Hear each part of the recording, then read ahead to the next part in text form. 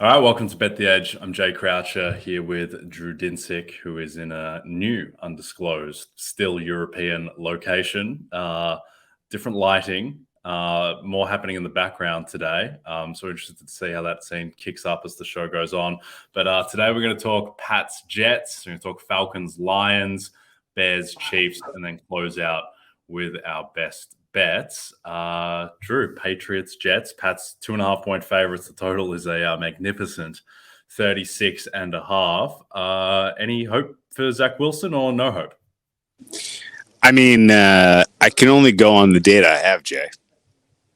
And that is that Bill Belichick owns Zach Wilson's soul.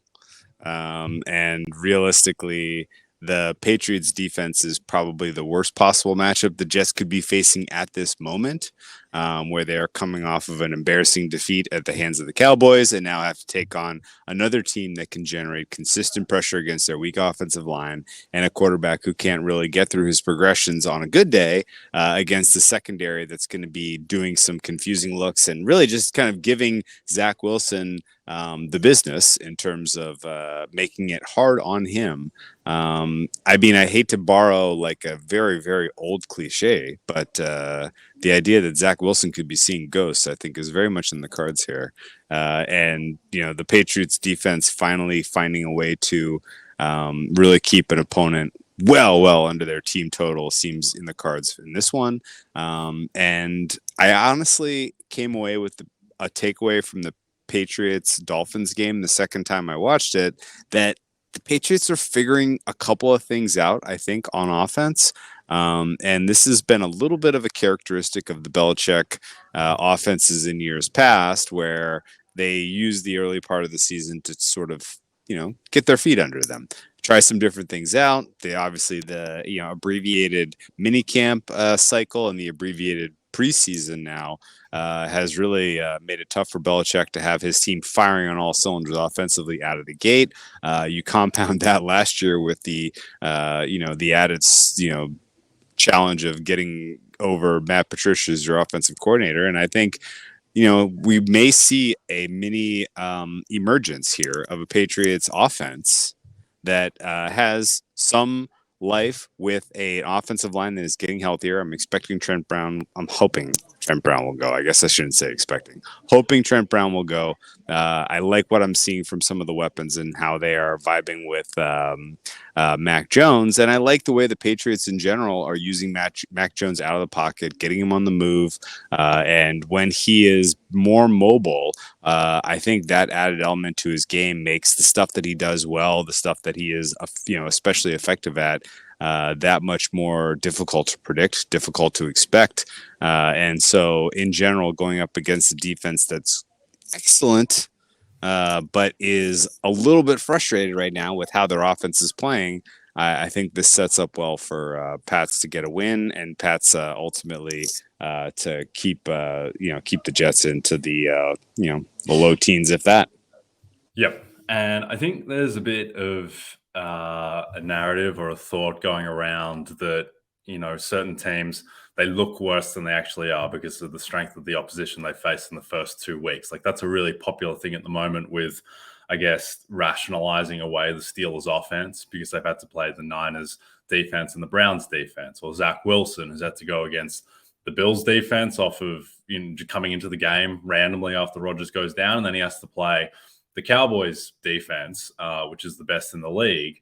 And I get that. But at the same time, like, even if you're playing a really good defense, it's not like the best defense in the league manifests itself on every single play. Like, Kenny Pickett is still terrible when he's been kept clean. Zach Wilson is still making terrible decisions. It's not like every single play is just, you cannot overcome it because of the quality of the opposing defense. And Wilson, I mean, he has looked terrible so far. I'm not sure if there's anything left there beyond him he's going to just be perpetually a bottom 3 quarterback until further notice. And then on the other side, I agree. Mac Jones looks better. The offense just looks a little more coherent. Right now, he's got the 12th best PFF grade by quarterback. Neutral luck EPA, he's 20th in the league among quarterbacks. Like, it just seems like he's kind of an average quarterback. He's back to the guy that he was in his rookie season, as opposed to kind of the debacle that was last year in the Patricia Judge offense. So I agree. I don't think there is much hope for the Jets. I wanted to believe in Robert Saleh, Coach of the Year, in the narrative of him lifting the Jets into the playoffs. But I don't think Zach Wilson's getting out of the bye week 4 weeks from now, because their schedule is brutal. And you can tell what the market thinks of the Jets, given that they're 2.5-point dogs at home to a Patriots team that is 0-2 and not exactly formidable. I think this Patriots defense is legitimate. It's a top 5, top 7 unit. All of the hype has been about Jalen Carter and to a lesser extent Will Anderson, but just quietly, Christian Gonzalez is the 4th rated cornerback in the NFL by PFF grade and kind of shut down Tyreek Hill when he was matched up on him, including an insane interception in front of Tyreek. So yeah, the Patriots, they just seem like the better team in this spot. Anything else on this game? Jay, I could rationalize the Steelers' offense stinking in way more ways than just the fact that they played two amazing defenses. We could go on and on. But your points about this game, I think, are super fair. Zach Wilson, you gave him bottom 3 status. That's probably bottom it's 1, not, right? It's bottom 1. Desmond Ridder. We're going to talk about him. That's a good point. All right, I'll go bottom 2. That's fair. I'll go bottom 2. Yeah. No, realistically, that's a problem. And where I want to go with that is that Zach Wilson lost his starting job last year because why? Because he had a terrible performance against Bill Belichick and the Patriots. And in the wake of that game, he did not own his own mistakes. He basically was like, "Yeah, it is what it is." It's other people. He shirked the responsibility, and that rubbed the people in the locker room the wrong way. And you know what happened after, 6 days after, like a heartening win for this team where they overcame adversity and they won in spite of Aaron Rodgers going down? The leaders in that locker room, the young guys in that locker room, all sounded off on the situation. That is a terrible, terrible sign of things to come for this Jets offense under Zach Wilson. And I think expecting him to be gone by the bye week was fair in the moment that Aaron Rodgers went down. And now I think it's almost a certainty. Like, these guys are in win now mode. The fact that, the year 2 players are sounding off and that the veterans aren't squashing that down, saying, "Hey, guys, keep it in wraps. He's a young guy. Like, we need him." Like, no one's saying we need him. They all know that they can't win with him. And I think that speaks volumes. Yep, I think that's fair. Last one on this game. Garrett Wilson, who might be like the 6th most talented wide receiver in football, he is plus 700 to get 100 receiving yards in this one, which I understand Zach Wilson's the quarterback, but he had 115 last year against the Patriots in a game where Zach Wilson was quarterback. Wilson did have 355 yards against the Pats. It's just he went 20 for 41 and threw 3 picks. But I just don't think Garrett Wilson can be plus 700 to get 100 receiving yards. It seems a little bit too big. He has more. Surely he has more upside and variance than your average receiver who's set at 49.5 receiving yards. Before moving off, you brought up Christian Gonzalez. You're not nervous about that? Because I got to say, and this is credit to my friends, Ryan Noonan and Andy Molitor, who brought this up to my attention. But Bill Belichick is playing Christian Gonzalez 100% of defensive snaps, which is virtually unheard of for a rookie cornerback under, Belichick's reign. It's a tell. I think that is a completely fair read that Belichick believes in this guy. And you're right. He was amazing against Tyreek Hill. So why can't he do that against a Garrett Wilson who what do you have high confidence that his trip to the injury tent was a pride thing and not an actual physical thing? Yeah, we'll see about that. I mean, the thing is that when a guy set a 49.5 receiving yards, which he was last week as well, and you're getting plus 700 for 100 plus, like you're riding a fair bit of upside. And yeah, Christian Gonzalez is probably really good, and he's shown that so far. He's also played 2 games in the NFL, and we've got like one game and then a bizarre game against Buffalo sample of Zach Wilson this season. So I do think there is still some upside in Garrett That's Wilson fair. and some garbage time potential. But just quickly, Christian Gonzalez playing 100% of snaps. You know who's not playing 100% of snaps? Is Jalen Carter, who plays half the game. I'm ready to get on this bandwagon already. Yes. Gonzalez, DROY. Okay, before we get to Falcons-Lions, a reminder, the Bet the Edge isn't the only show every weekday during the NFL season. You can also check out the Fantasy Football Happy Hour with Matthew Berry, Connor Rogers, and myself. It is live on Peacock at noon, re-airs at 4 p.m. and is available on our NFL and NBC Sports YouTube channel, as well as wherever you listen to your podcasts. All right, Falcons at Lions. Lions are only 3-point favorites. The market does not really respect the Detroit Lions, and the total is 46. What's your read on this one, Drew? Injuries for the Lions, telling the tale. The market is, I think, correctly pricing in the absence of CJ, who was the emotional leader in a very short amount of time that he has been a Detroit Lion. I thought at least his impact could have been somewhat muted, but the way that he sort of had command on the field in the game against the Chiefs on the road was like noteworthy. Like it was eye popping. Wow, like. Oh man, maybe the Eagles shouldn't have let him go out the door. Like I will be completely honest with you. When the Eagles let CJ walk, my assumption was, well, they know better than me, and he's not as good as I think. But what I saw in the very, very small amount of time he played for the Lions was a guy that absolutely matters. Now they have, huge issues, backfilling that particular talent spot on the roster. And I am worried about Amon-Ra St. Brown being able to create separation in this game. If he goes limited, best of luck beating AJ Terrell, who is playing at an all-pro level right now. And I think the Falcons maybe not be able to create anywhere close to the amount of pressure we've seen from them through 2 games, but they can definitely cover this Lions team and make the Lions try to beat them on the ground.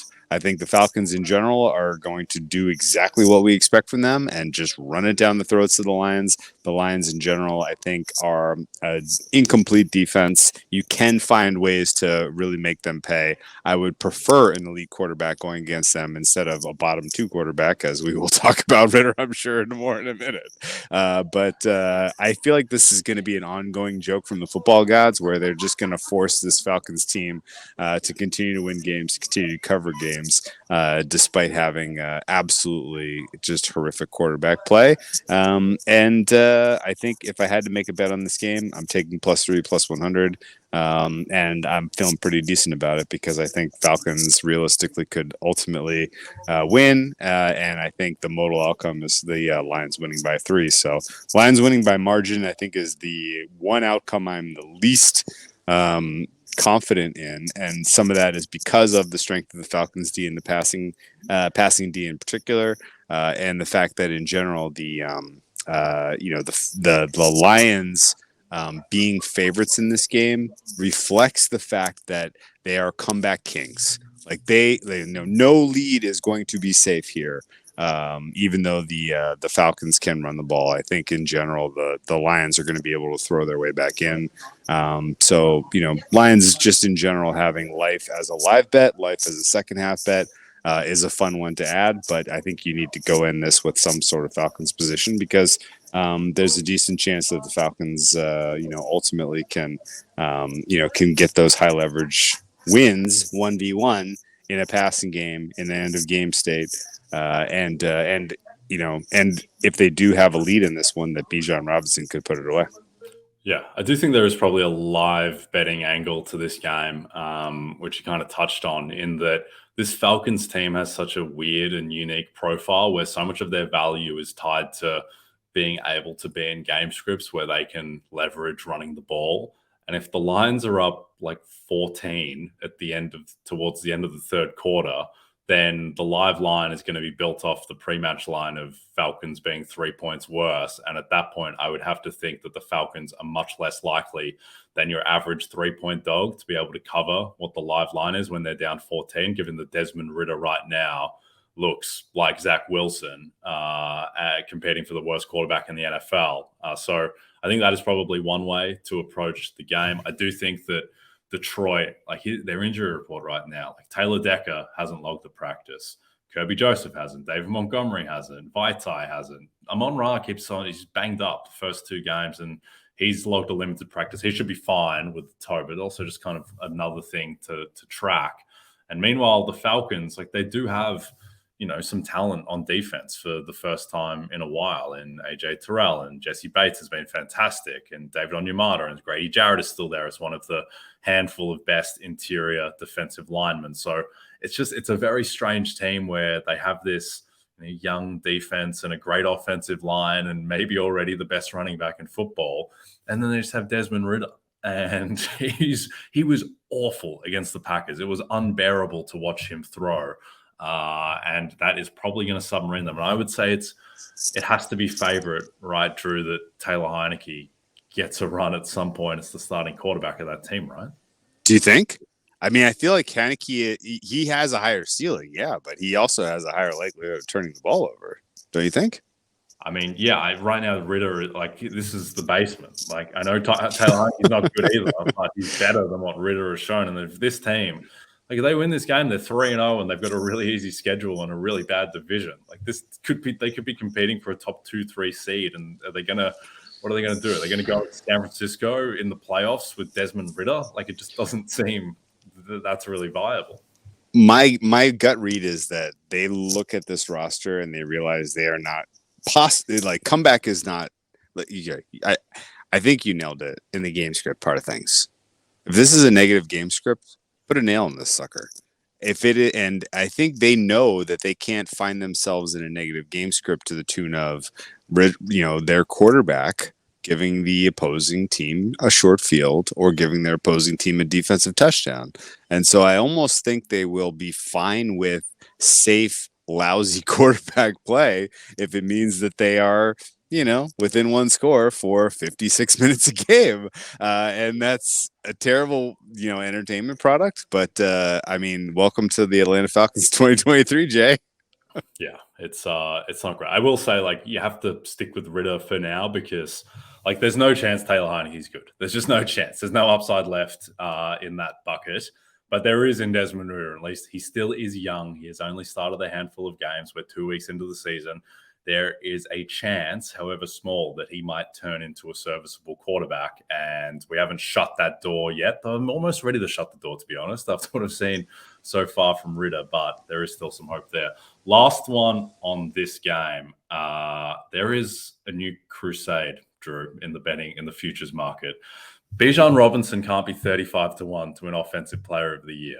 He's the third favorite to win the rushing title. He is leading his team. I believe he's leading his team in targets or routes run. He's basically their best receiver, and he's clearly the guy at running back now that his snap count and carry count went up versus Algier last week. He's already the number 1 running back in football by PFF grade. He's on a 2-0 team as the clear and lone identity of that offense.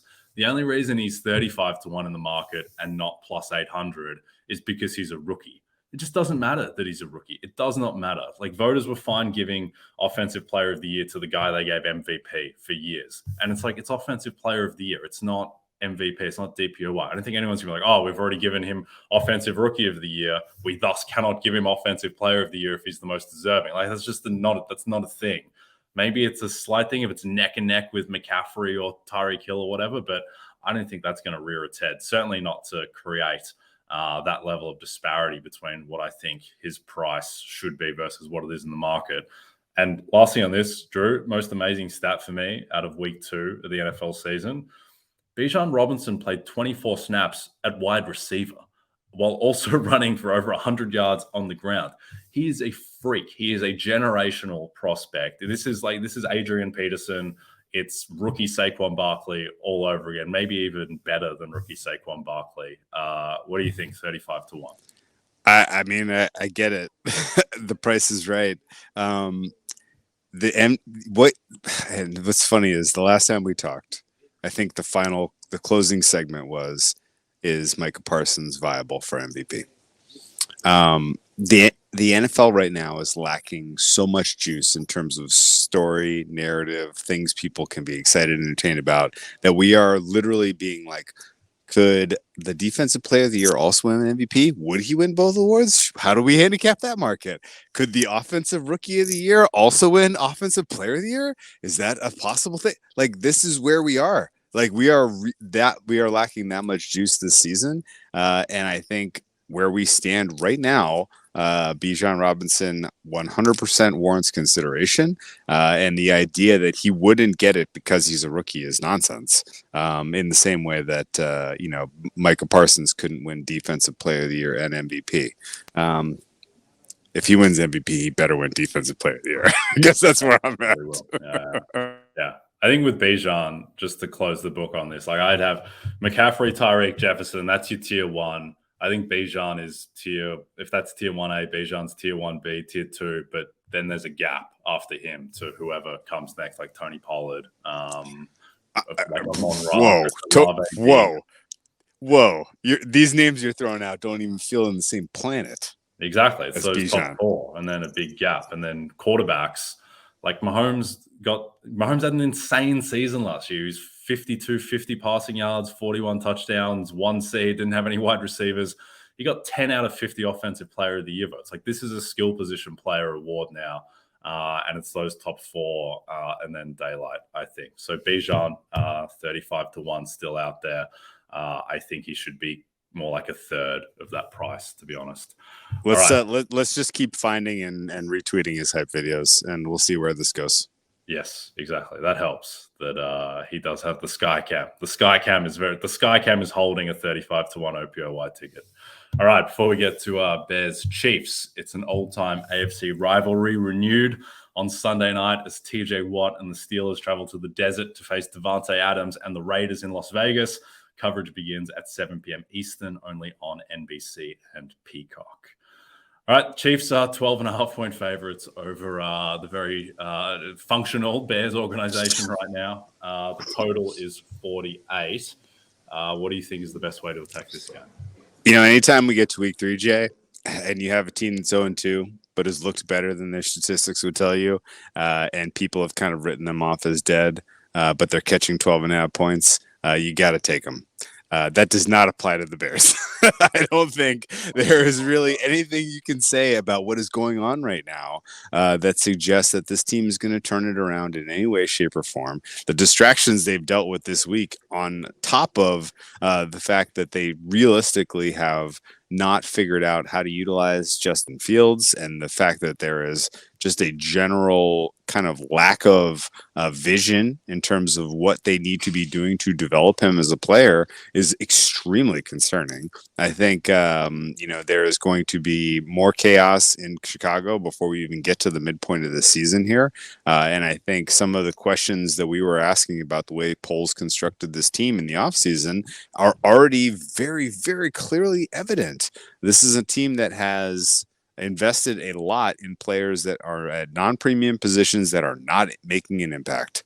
And Justin Fields in general was a project and a hair overrated based on every piece of data you had from 2 seasons of playing lots of football. And they invested in, realistically, they invested a lot in DJ Moore. Like, getting him back in trade instead of a future draft pick, keeping Fields instead of trading him. These were investments in players that have yet to deliver any kind of tangible result. And I think these impacts on top of all of the other issues going on in Chicago are very real. 12.5 is a lot of points. I get it. Chiefs in general have not shown you any indication that this is a team that is going to put their foot on the gas against bad teams. Kind of the what do you call it? The idiot handicap of the Chiefs in the last couple of seasons has been, they only do enough to get a win. They're not going to pull out the good plays. Like, this is a team that's going to, dink around and, maybe be losing at halftime and then pull out a win by 7. I think realistically, expecting the Bears to be able to produce anything offensively against what has turned out to be a defense that not only finished last season way way stronger than their EPA per play stats indicated in the regular season, but then has carried that forward and gotten even better with the reimmersion of Chris Jones is notable. And yes, it's a 1-game sample size. They were amazing against the Jaguars. That was, in part Jaguars being Jaguar-y, but it was also the Chiefs being incredible. And now they're facing a way softer test. I do not expect the Chiefs defense to let their foot off the gas in this one. If the Bears score more than 14 points here, it's because they got some kind of a fluky special teams or defensive touchdown, in my opinion. So I think realistically, this is an underlook. If you are a buyer in the idea that the Chiefs offense is going to keep the good plays in their pocket until we get into the colder weather months. If you think the Chiefs are going to try to get right offensively in this game, then we're talking about like 49-0. Yeah, I think it is kind of become underrated that the Chiefs have like a slightly above average defense at the moment, and McDuffie and Snead are good corners. Chris Jones is just about the best defensive or interior defensive lineman in the league. Your man George Karlaftis looks better than he did last year on the edge. So they have talent there, and it was really impressive to hold. Look, the Jags went, I think, 3 of 14 on 3rd and 4th down. That's a little bit fluky. Still, though, even if they convert them at a normal rate, it's still a below average offensive performance. So the Chiefs deserve credit there. I am concerned that Justin Watson appears to be the best Chiefs wide receiver at the moment, and Kadarius Toney is already injured and missing practice. Sky Moore does not look good. I know he had the big catch against the Jags. Kelsey will be better for the run, certainly. The Chiefs offense just looks off kilter at the moment, but Mahomes looks as good as ever. The bet I'm most interested in making on this game, a few people have texted me after the after the Justin Fields press conference where he kind of semi-called out his coaches. That was a bit overblown, being like, oh, well, the Bears, this was a bounce back spot for the Bears. Like, it doesn't matter. Their players are so much worse than Kansas City. So they can be incentivized to win. It doesn't really matter, I think. What I am interested, though, in is what Justin Fields' rushing prop is going to open at. And it's funny because books right now are up with Patrick Mahomes' rushing prop, but not Justin Fields' because I do think that Fields is probably going to make a conscious effort to run after having, I think, 4 design runs so far in 2 weeks when he can't really pass. So if he's not running, then there's just no real value to his game. And the thing with Fields is that last year, he averaged 149 passing yards per game. That is insanely low for a quarterback in this era. And his value was off of these random 60 and 70-yard runs. And that was always going to be fluky. And he was going to have to make a leap as a passer to be able to provide value. And it seems like if anything, he's gone backwards in that department. And it's looking more and more like his accuracy in college, which was excellent, is probably just the product of playing at Ohio State because it just has not translated to the NFL at all. So, yeah, it's pretty grim for the Bears at the moment. I think that they're just about the worst team in football, just narrowly in front of maybe the Cardinals and the Texans, but they're right there in that bottom mix. And, yeah, kind of feels like the season might be over in Chicago already.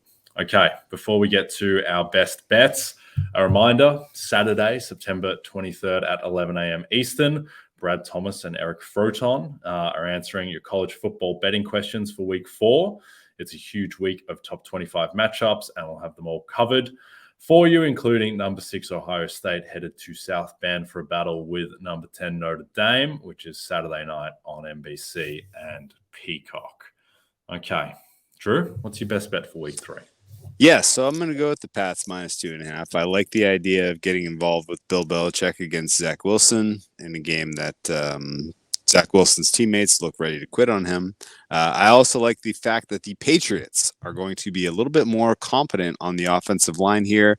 You kind of mentioned it now several times on our podcast where Mac Jones looks more like the Mac Jones we expected in terms of progression after what was a very solid rookie year.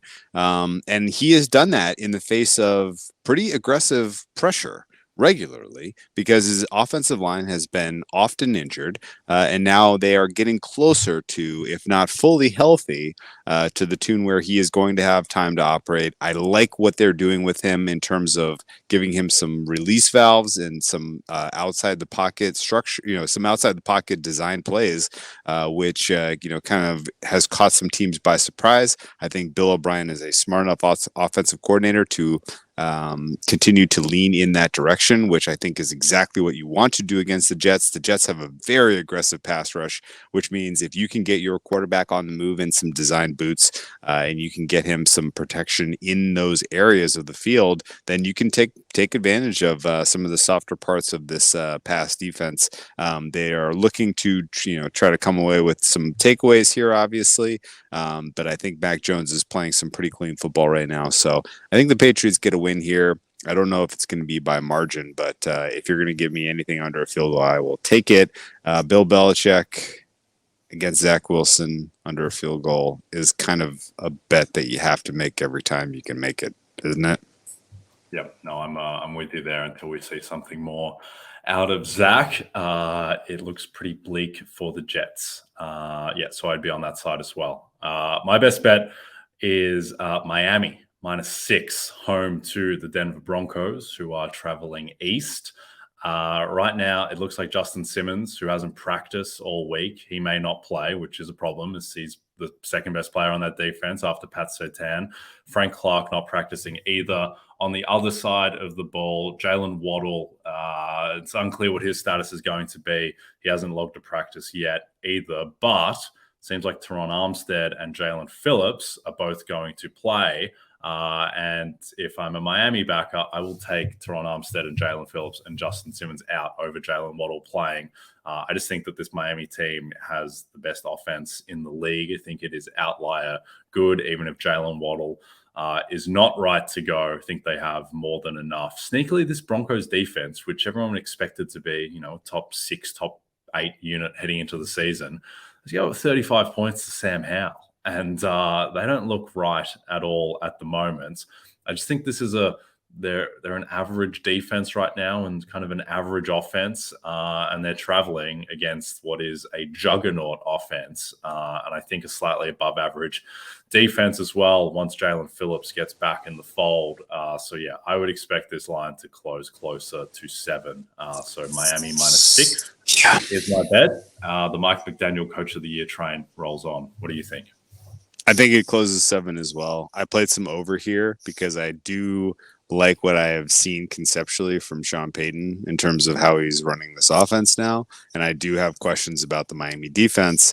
And I might be being a little too greedy here in hoping that this is a close game at halftime, because the Denver Broncos, in this humid conditions of South Florida, after 2 weeks at home at elevation, that is kind of the kiss of death for a lot of these teams that are faced with this early in the season. So ultimately I will be backing the Dolphins, but I'm gonna keep some of my powder dry for halftime. Yeah, Mike McDaniel right now is still, you can get +850 thereabouts in the market. Coach of the Year. If he wins against the Broncos as expected and goes to 3-0, what does he reopen at? +475, that type of range. Yeah. I mean, the only other teams that are good are the teams we expected, and the Cowboys and the Niners, man. So yeah, probably.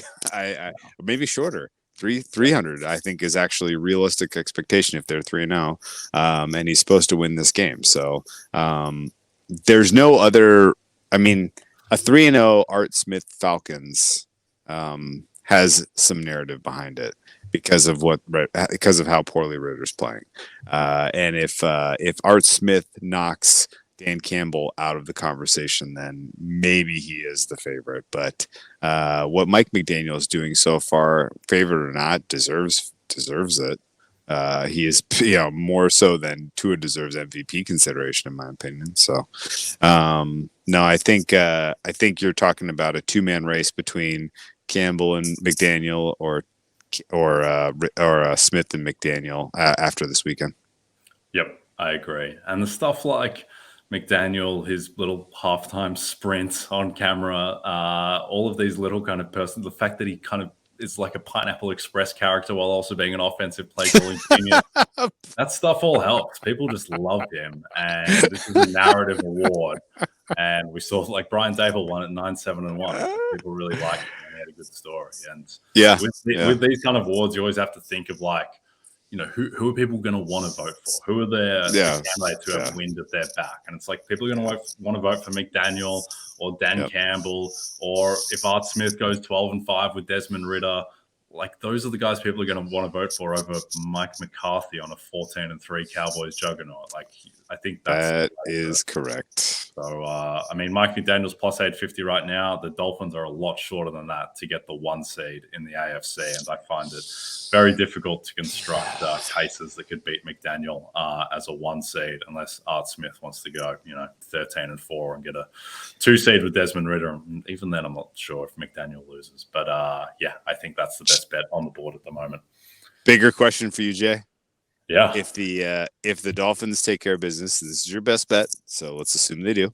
The Bills take care of business. What do we see market open for week 4? So Bills are at home. I don't know. Bills minus 2.5. Does it feel right? You think it's going to be in? How long do you think that lasts? Like the Dolphins? I think the Bills are slightly better than the Dolphins. I do too. Yeah, so I think 2.5 is about right. I would be surprised. Like right now, the look ahead on that is Bills minus 3.5. That seems a little bit rich. No way that opens 3.5. I don't think. Yeah.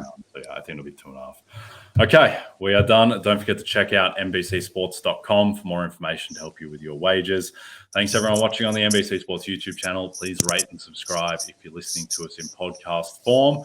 Also a reminder to find all your favorite NBC Sports shows on Amazon Music. Just head to amazon.com/NBC Sports. From Jay Croucher and Drew Dinsick. Have a great weekend, and we'll see you next week.